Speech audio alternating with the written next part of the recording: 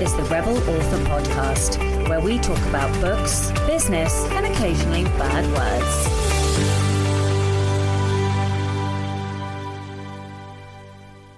Hello, Rebels, and welcome to episode 245 of the Rebel Author Podcast. Today, I'm joined by Lisa Cron, and we're going to be talking all about brain science for story. But first, to the comments on Stephanie Chandler's episode, and Michelle Glegovac, who was a recent guest, said, Stephanie is fabulous. Can't wait to listen to the two of you. Red Mamba on Patreon said that interview with Stephanie has been so informative, inspirational and aspirational. Thank you so much. Okay, so in personal news and updates, it is editing week. I finally got the book done. I am right on the wire of what I can do in a reasonable amount of time before New Zealand. I think New Zealand has crept up on me.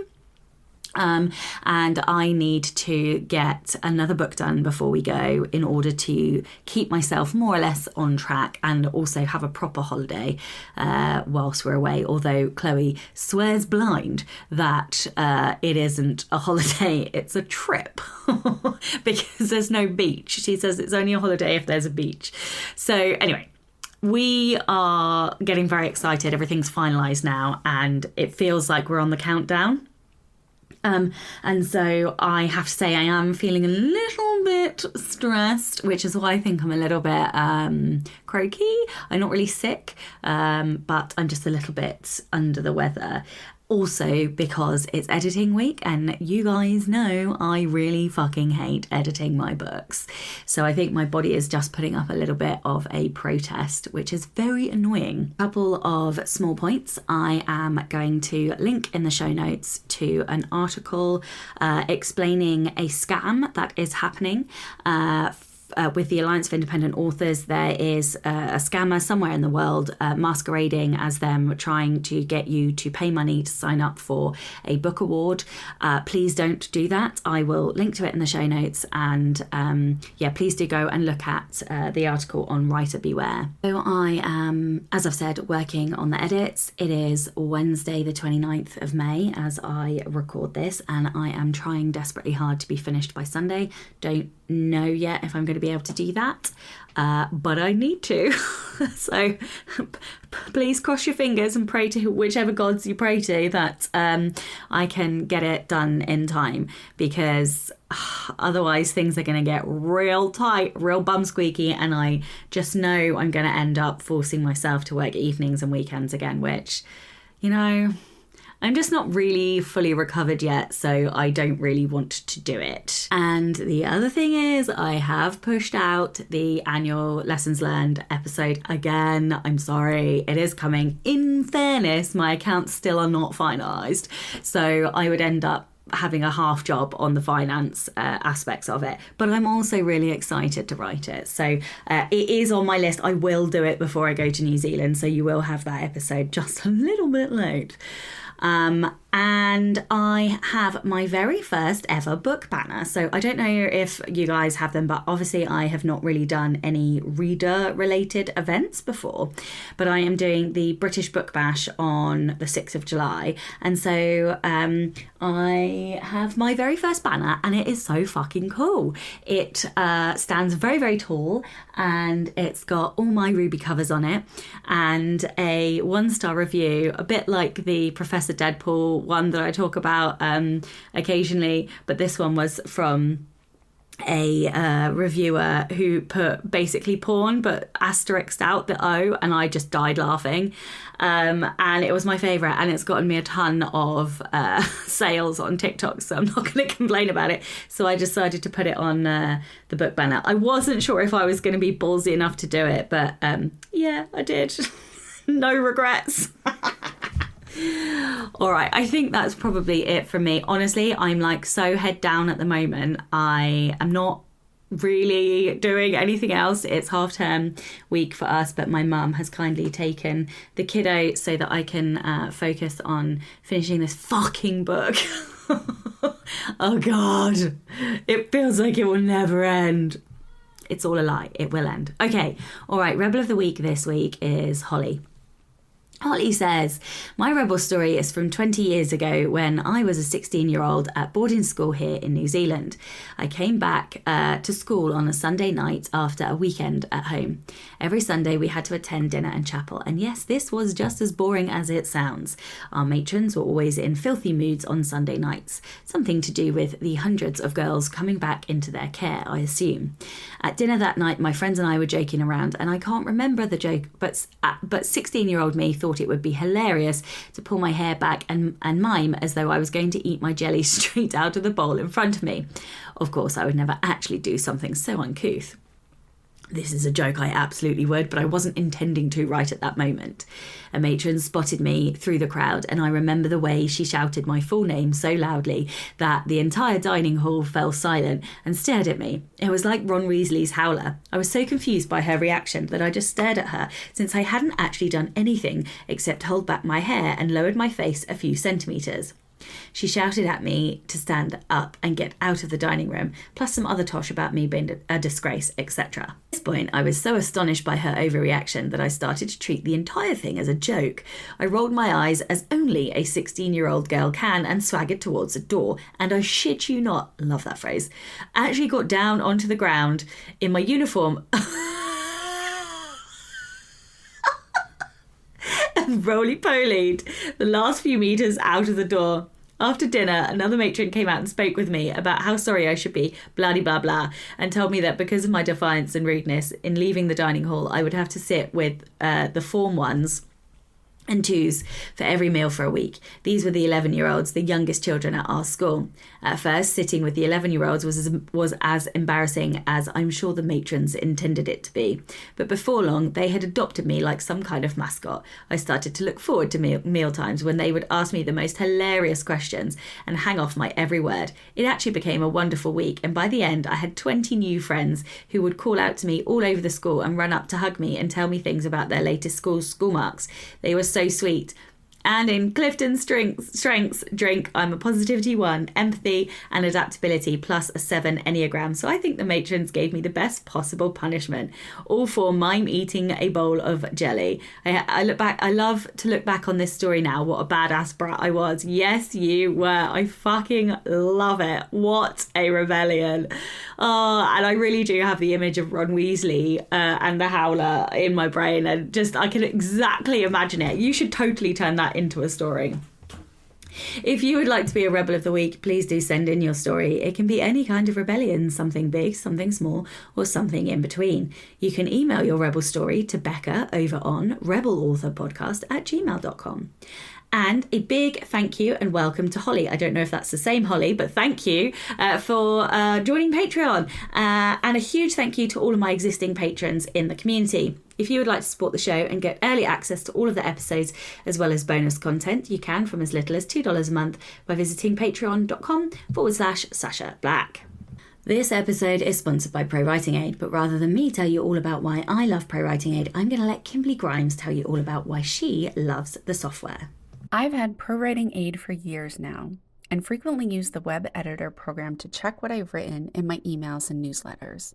When checking my stories, either directly in Microsoft Word through the add-in feature or in the web editor on the Pro Writing Aid website, Pro Writing Aid is my go-to resource for grammar and spelling checks.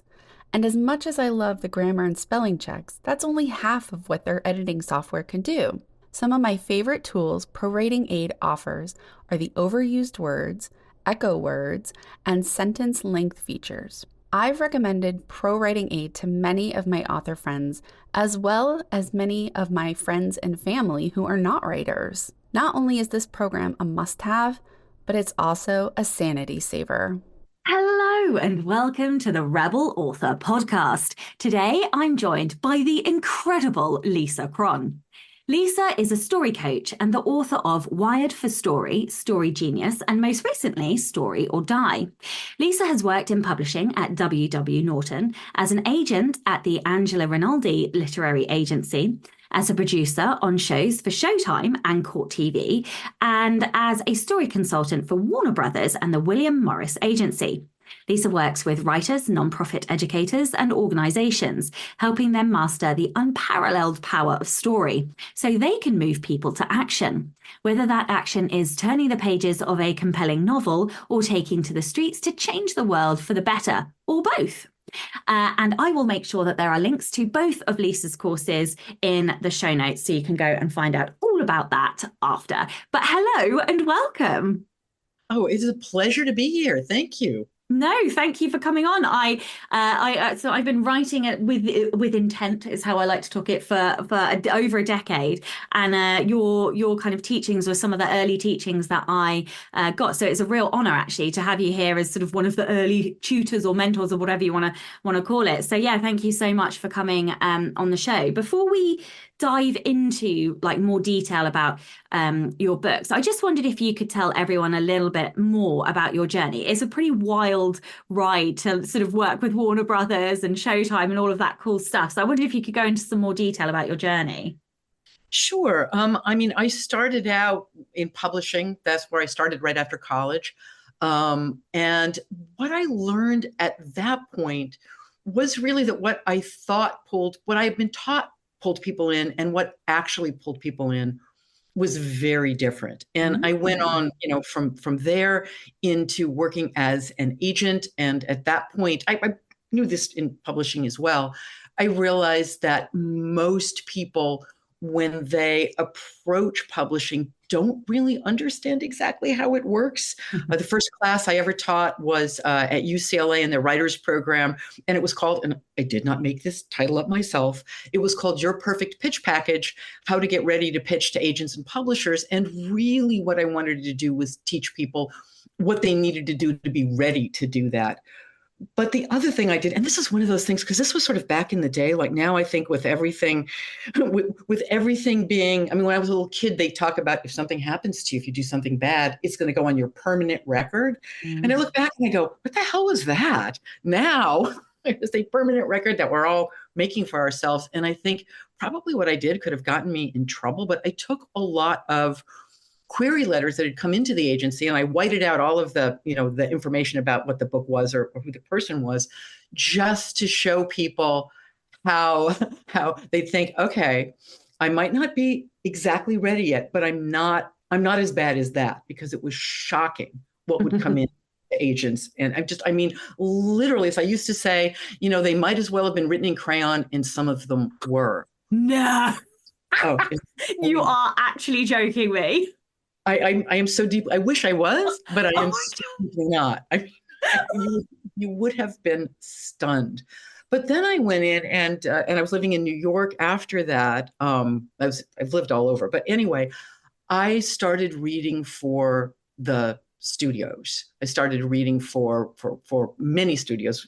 Primarily in the beginning, it was Warner Brothers, and then on to William Morris. Before it was William Morris Endeavor. And that's where I really learned what a story was. If I had any education in any of this beyond what I was taught in college and, going through publishing and reading, a shit ton of books, it was there, because I was reading probably somewhere around 5 full manuscripts a week, because it was books to film that I was reading more than anything. So it wasn't as much screenplays, although I did read a lot of screenplays, but mostly it was books to film. And it wasn't just like reading it and going, yeah, this could be a movie. No, it couldn't. You had to say why. And what I learned was that literally what I had been taught, everything I had been taught about writing, everything that I thought was true, was literally the exact opposite was true. That what pulled us in, what we come to story for, is something very different than what's taught and what writers believe. Because again, I know you talk about being a rebel, and I think my biggest rebel, my life is a rebel, is that I rebel against really everything the writing world says.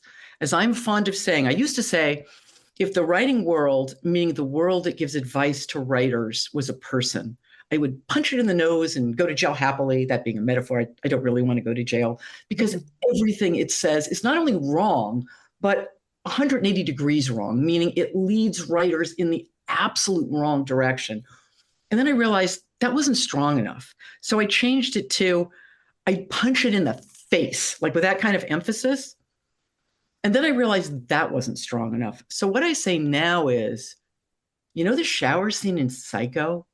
I'd go after the writing world like Norman Bates going after Marion Crane with, I think it was a butcher knife, because everything is so wrong. And again, that's what I got from reading thousands of manuscripts. And when I realized that what I thought was supposed to pull me in didn't, I started to notice what was pulling me in. And it had literally nothing to do, again, as I said, with what I'd been taught. It had nothing to do with beautiful writing. It had nothing to do with a rip-roaring plot.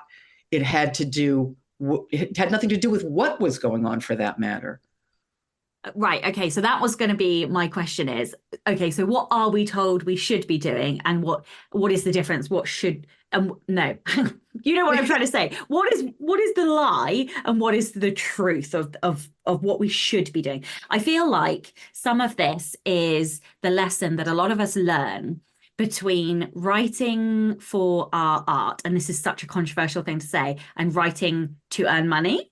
And this whole right to market is very controversial. Not everybody likes hearing that phrase, but I like to earn money. I don't really believe in the poor artist bullshit, basically.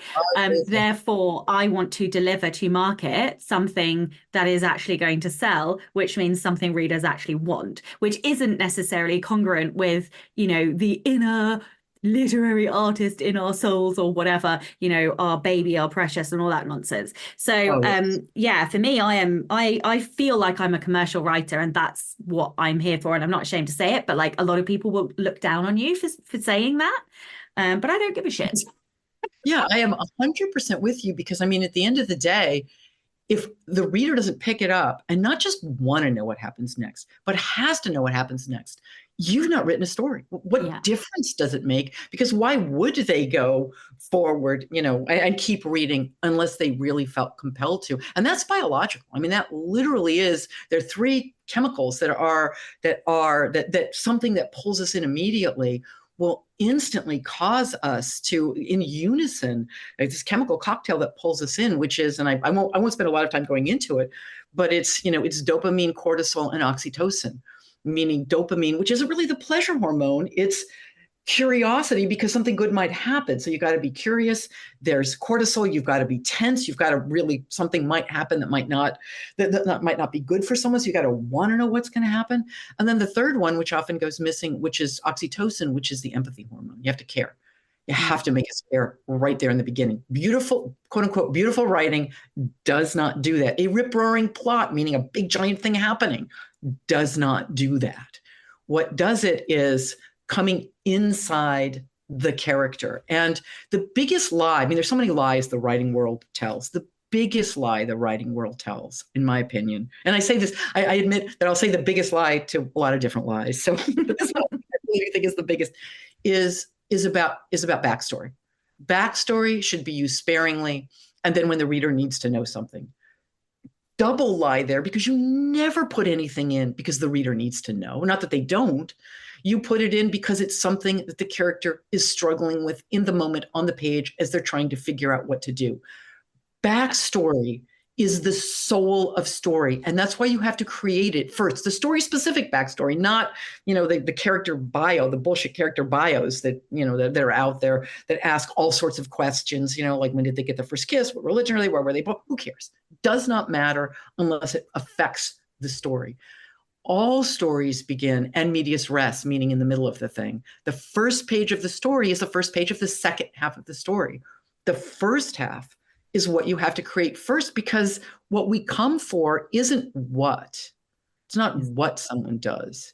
It's why. And the why, not just with characters. This isn't a literary thing. This isn't something that was invented that has to do with writing. This is biology. This is how we as human beings, and your characters are all human beings. Even if you're writing about the brave little toaster on Mars, they still have our brain and our, ingrained biological psychology that we've got. And we make sense of everything based on what happened to us in the past. The brain is a prediction machine. We record past memories in order to predict what's happening in the future. Without that, you just have what most manuscripts are and why most manuscripts are rejected, whether by publishers, agents, or the general public out there. There's just a bunch of things that happen.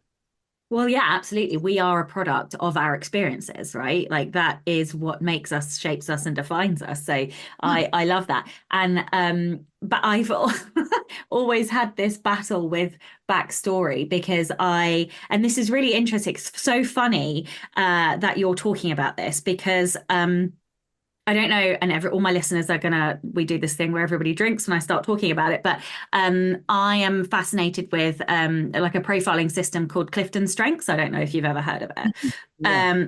You have? No, I have not. Okay, well, I'm not going to dive into it, but anyway, the point of it is each of us has these strengths, and behind these strengths is like a framework of motivation, and really what that means is like why we behave the way that we behave. And ever since I started learning about it, I have pulled that into my writing, and now I cannot write a book without knowing why, like multiple layers of why. And so I kind of write this why-driven fiction, and lo and behold, now it's really selling well. Right. So like totally everything you're saying just is like clicking in my head. I'm like, oh, this is why it's doing well now. Okay. One of the things that I wanted just to circle back on is that you said you learned so much, when you were reading manuscripts, book to film translations and stuff. So I wondered if you could just maybe reflect on that. Like, were there kind of any business lessons that you learned from your experiences there? Or I guess that, I mean, I'm guessing that the big craft thing that came out of that you mentioned was looking at what drew you in. So I wonder whether you could talk to that a little bit. I mean, I'm not 100% sure your question there. Business wise, I don't think there was anything on that level, because really I was just looking for, could this or couldn't this be a movie? Is there something in here that would translate into, from prose into a screenplay? I mean, that was basically it. And what I was looking for was what pulled us in. And what I found so often, I mean, I often say people will go, if you want to learn to write, read good books. And I think, oh my God, no, don't. That is not going to help you. Really? If you want, unless you're able to turn your brain off, because the first job of a good story is to anesthetize the part of your brain that knows it is a story. This is why the writing world can say this thing about backstory sparingly, and when the reader needs to know something. I mean, the truth is all story logic comes from backstory. All story logic comes from the subjective, evolving logic that your protagonist is using to make sense of what's going on as they try to achieve the agenda that they stepped onto the page with. Scene by scene by scene by scene, they are trying to bring that agenda to fruition. And it is, and that's what the narrative through line is. It's not the plot. It is the evolving internal, again, subjective reasoning that they're using. That's how backstory comes in. Backstory doesn't come in to tell us something. Backstory doesn't come in like, and I see writers do it all the time, like, time out, let me tell you what happened back when they were 12 so you'll understand this. Backstory comes in the same way it does with you, me, and everybody else, when we're trying to figure out what the hell to do in the situation we're in, and we turn to the past to try to figure out what we need to do in order to achieve whatever our agenda is in this particular moment, and not give away too much and not be too vulnerable, because it's the one thing we've learned, where people are terrified to be vulnerable because somebody could clobber you if they know too much about you. I mean, look at the world right now. There's so many things we're terrified to say because, because of the way it will be taken, because in this world, we have no nuance anymore whatsoever. So it's scary. So we're constantly looking for, okay, what will get me what I want and keep me safe at the same time?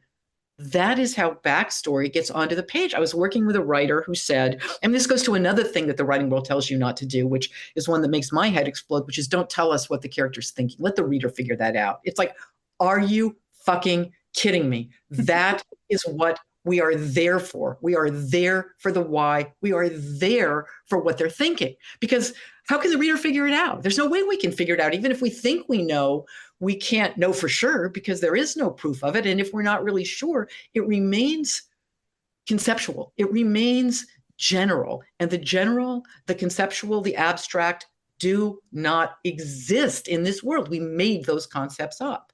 The only thing that matters is the specific boots on the ground. What are they thinking? What are they trying to figure out in order to, again, achieve their agenda in whatever the scene is? And again, it's not an agenda just in that scene. It's an agenda that goes story wide. And this is how the way in which they're trying to bring it to fruition in this particular scene. And, as I'm fond of saying, I was working with a writer who said, okay, yeah, but the writing rule tells me not to do it. I feel clunky when I'm writing it. I don't think I should do that. I'm going to see what you're talking about. So she said, I'm taking out a highlighter, and she was starting to read Sharp Objects, which is Gillian Flynn, who wrote Gone Girl. Sharp Objects is her first book. And she came back the next week and she said, oh my God, I'm halfway through the book and I've highlighted 60. That's 60.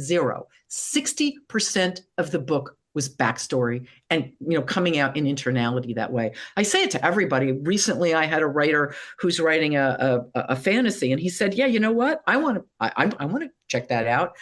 And he went back and he reread the first Harry Potter and the Sorcerer's Stone. And he came back the next week and he said, oh my God, you're absolutely right.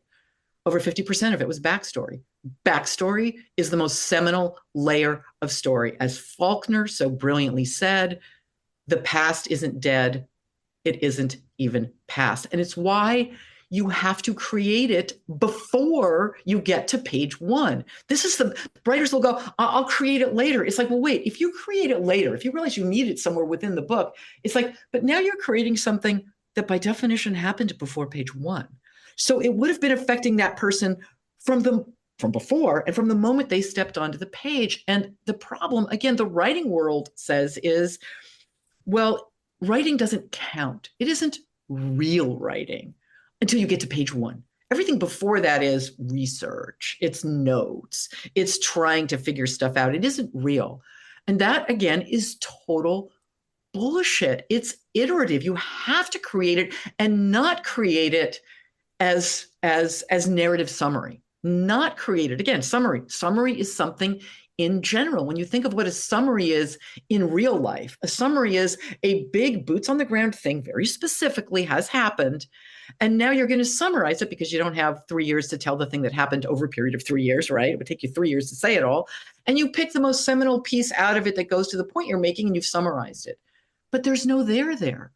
In order to go into this. How do you, no, I wanted to come back on a couple of things. One is Yes. reading, and the other one is, I suppose, the difference between a plotter and a pantser, because you get pantsers who still write incredibly good stories. And certainly for me, I have to write in the character's voice a little bit before I know stuff, and then I can go back and rethread and rework stuff. So I just wanted to know how you work, because obviously, like what you're saying is it has to be done before. And I'm not sure. I think everybody has a different writing process. So I want to ask, or maybe challenge, or just, query like how you work with people when they are more discovery writers. That was the first question. And the second thing I wanted to ask about is you mentioned about reading, which I think is really interesting. And I sort of approach reading in two different ways. The first way, I read like a reader. And that is that is for me the mark of an exceptionally good writer, because they can make me forget that I'm a writer. And that happens less and less these days. And then reading as a writer, which I do, and I can't help but deconstruct, write notes in the sides, highlight stuff I love, stuff I don't like, but it's getting rarer, I would say, where I will just sit down and read a book until I get to the end and go, damn, like what the hell happened? I forgot life existed. So I don't know, like, does that still happen for you? Do you read in those couple of different ways? Like, what was the last book that made you really forget that you were kind of a expert pro on all of this stuff? I mean, that's a tough one. What I've been reading lately is something very different than that on one level.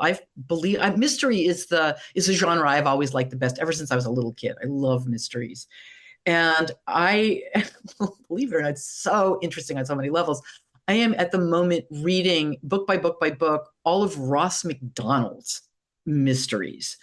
And part of the reason is because the insight he gives his main character is so brilliant going through that when you're reading and you hit those places where there's some sort of insight and it makes you stop because you're savoring it, because you're going, oh my God, yeah, in my life, I see how that's relevant. To me, that's the best. I mean, I love when and he makes me do that all the time. However, it's so misogynist. It's so casually racist because I Oh mean, these no. were written, beginning at I think the end of the 50s, going through, I think they end in the early 70s. And that part's making the other part of my brain think, because I mean, I've loved mysteries, and a lot of them are old and a lot of them were written by men, and clearly they were just as misogynist and just as casually racist. How come when I first read it, it didn't hit me that hard? So, so that part I am really thinking about. Anyway, but that's what I'm reading, and there's something about his voice. I can't stop reading them. I will not stop until I've read every single one, and I get to the last. Lou Archer is the name of his detective, and I'd avoided reading his books because for some reason I thought that his books were sort of the equivalent of the mystery version of heavy metal, which was like, yeah, why would I want to read those? It's I don't know. I pictured mullets, even though that's the 70s, and anyway, so I was completely wrong about that part of it. But yeah, I mean, to go back to something you said before, in terms of commercial fiction, you often hear people go, well, literary fiction is character driven and commercial fiction is plot driven. And that's bullshit. All stories are character driven. Every story, if we're not in someone's skin, if we're not experiencing it as they are experiencing it, and I don't mean experience it in the sense of, God forbid, through body language or through something general, but through why it matters to them, what it's challenging inside of them and their belief system and what they're trying to achieve, why would we care? I mean, that's why writers often are encouraged, I think, by the writing world to write what I call top down, meaning, if you want something to be dramatic, make it be huge, make a giant thing happen. It's not just, a boulder is going to fall from a mountain, but a meteor is going to come, because that's much more exciting. Well, this is why cozy fantasy, cozy any genre works, and it fascinats me because I do tend to write fantasy, and when we were talking about movies, I do love myself an action movie, high stakes, Top Gun, Maverick, all that kind of stuff. I love it. But I also can't put things like legends and lattes down. And I actually interviewed Travis, and I was like, I don't understand why I love your books. Like, please explain to me how this works, because it was fantastic. I couldn't put it down. And obviously it is the characters that you fall in love with. But yeah, I mean, I would love to talk about that and how, the internal whys and the like, how do those stakes still feel so stakey, for want of a better word? Because you care about the character. I mean, a phone call not coming at the time it was promised to come can make you sob much more, again, than a meteor falling in downtown Cleveland, because you are deeply inside the character and you understand why it mattered to them on many layers. I mean, there's so many layers. Nobody ever does anything in a novel or in real life for one reason. There are all of the different layers, all of the different competing reasons inside why they're doing what they're doing. That's why you're on the edge of your seat with it. I mean, and again, and film is very different. I mean, the one thing that prose has that no other form of story has is that it takes us into that one area that Silicon Valley is almost getting us into, which terrifies me, which is what someone's really thinking in real time. What are they thinking? We come to story for the difference between what someone says and what they're really thinking. And what they're thinking comes from the past and comes from all of these layers that we're talking about. And I mean, I admit, to answer, so I think the question that we came into this cycle with is, I will say, and I don't mind being controversial, unless a person just has a natural sense of story, and many people, very few people do. Most people do not. And even those people, like Stephen King, has a natural sense of story. But let's face it, there's some books that he's written. I mean, and I don't mean this as a joke. I have tried to read Insomnia so many times, and it always puts me to sleep. I just can't get, because it's so beautifully done. But I don't care. There's no there. What's going to happen to Ralph? What about those green shoes? I don't know. Is there any reason to read forward? Not really. I don't think pantsing works. I think pantsing is the stupidest way to ever write anything. It's like saying, I'm going to write about the most important turning point event in someone's life who I know absolutely nothing about. I literally think it does not work. Again, for some people who have a natural sense, maybe they spend way more time than they do. I don't think plotting works either.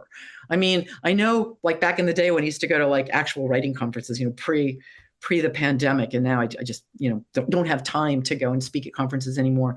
But you'd go and there'd be the sign in table, and for fun they'd go, "Are you a pantser or a plotter?" And they'll put it on your little badge. And I say, "A pox on both your houses." I don't think pantsing works.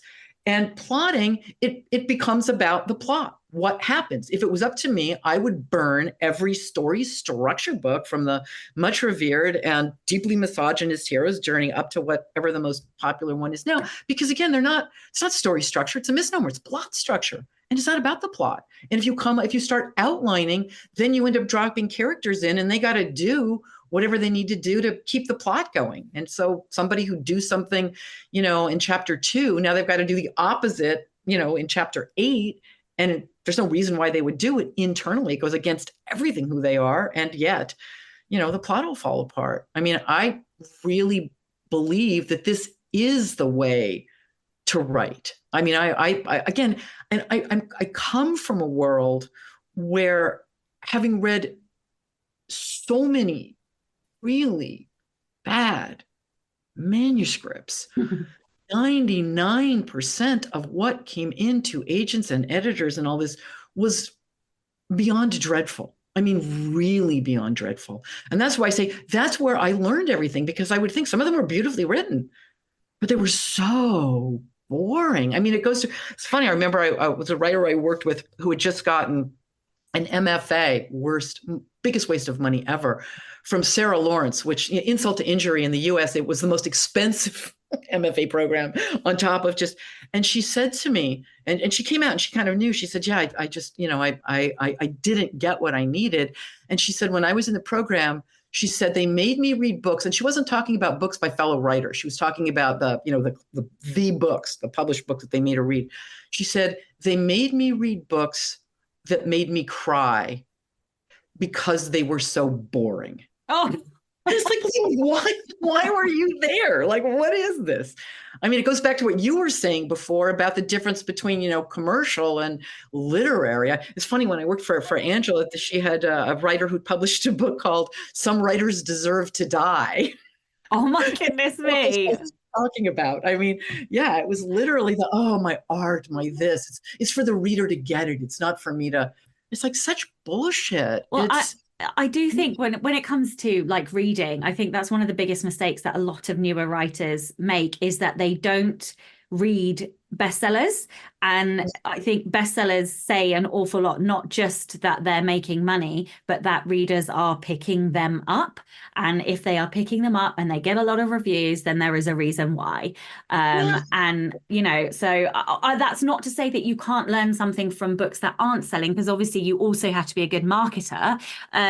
But there is especially, books that have sold consistently for a long time, obviously there's something that works in there. How can we take into account what you're saying, certainly about like how we're wired for story, the psychology behind it, brain science? How can we like filter some of that into our marketing as well? Can we use that to market our books better? I mean, in marketing, anything, yeah. I mean, the first part of thinking about marketing is who you're marketing to.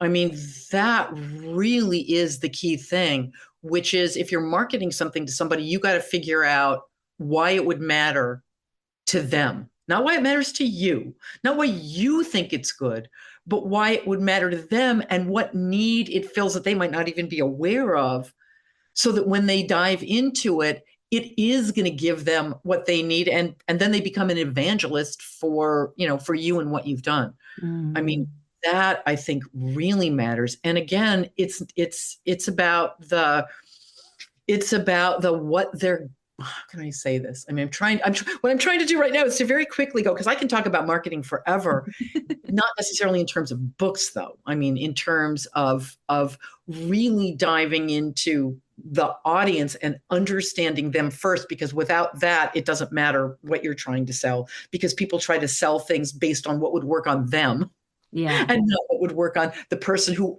isn't reading it already. And you've got to figure out why they're not and what would pull them in. And again, like I said, what need they have. You got to be able to see it from their point of view. It's the same thing when you're writing a story. You've got to be able to step into somebody's mind and really understand the very layered why they're doing what they're doing, why it would matter to them. I don't know what you think about TikTok, but for me, TikTok has been the greatest lesson in understanding hooks and like attention and what grabs that attention and what makes somebody, either keep watching or flick to the next slide. TikTok has been like the greatest lesson because the algorithm changes so often. TikTok basically drives the vast majority of my sales. But what I have learned is that so often the style of what you're doing has to change with the flow of either attention spans at the moment or the algorithm. So it used to be videos, we used to be able to work with page flips, we used to be able to work with tropes and just showing the tropes, and that would be enough.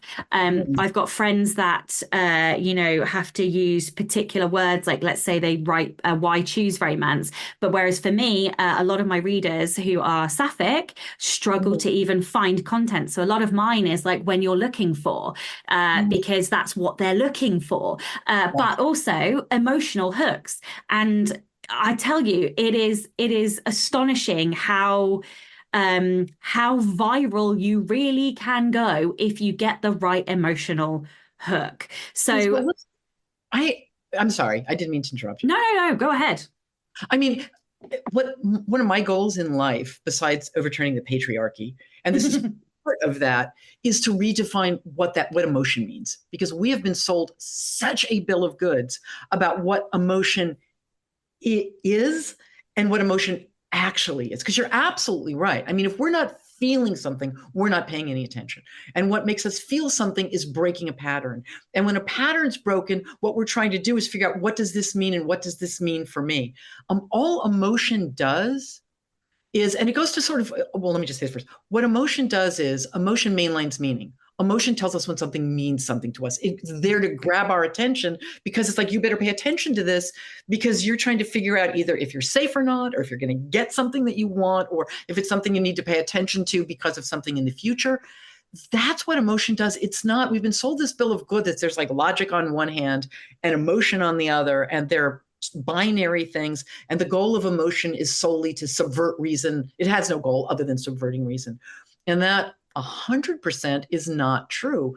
Emotion tells us what things mean. If we couldn't feel and process emotion, we couldn't make a single rational decision. That is biology, not metaphor. So you're absolutely right. You want something that grabs people's attention because, again, it surprises them. It's like, wait, I thought this one thing was going to happen and something else happened instead. And if you're, as you're saying, when you know what they're looking for, when you know what's rare, and you throw something out there and they're not expecting to see it because it is rare, yeah, you've got their attention. So that, sorry, I'm very excited here, because that makes a lot of sense to me, because when I go and analyze like viral TikToks basically about books, I would say 90% of them have a juxtaposition somewhere on that first slide or in that first few seconds. And like, so that makes a lot of sense to me. I love this so much. Okay. I just want to talk about the backstory a little bit more, and I guess story-worthy problems, because I'm guessing that that's where the problem comes from, is the backstory and the why. So I just wondered if you could maybe give some advice to listeners on how they can create a story-worthy problem. Well, I mean, the story-worthy, it depends on so many different things. I mean, the problem is, I mean, to boil it down to the simplest notion of what a story is. A story is about how somebody deals with a problem they can't avoid, and something in their belief system has to shift in order for them to solve it or see it as something very different than they thought it was to begin with, and then perhaps solve it. That's what a story is. So problems often are something that we've brought on ourselves, but there's something that challenge what I like to call a misbelief. There's something that challenges it. They have no choice to deal with it. And in order to deal with it, there's a belief, a deeply held belief that now is going to slam up against solving the problem. That's what that third rail is.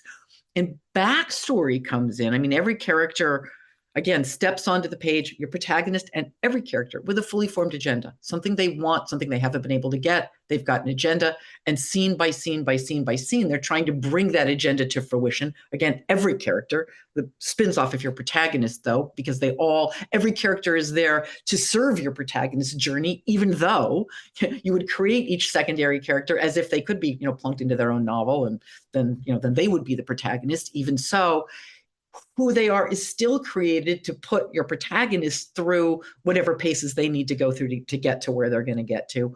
But backstory comes in when the character, again, is trying to figure out what to do. That's how it comes in. They go into it because, oh my gosh, I'm in this situation. What do I do? So we know when we're hearing the backstory, we're not hearing it just because, let me tell you what happened back when they were 12.